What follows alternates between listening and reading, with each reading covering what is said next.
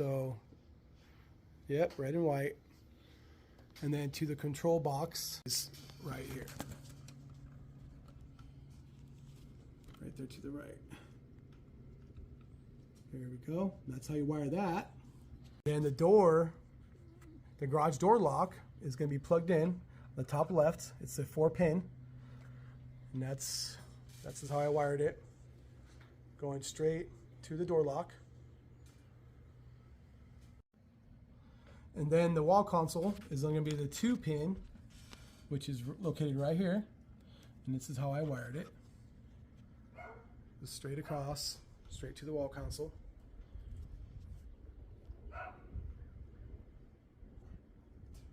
And that's it. And here's the power cord, which is the top right.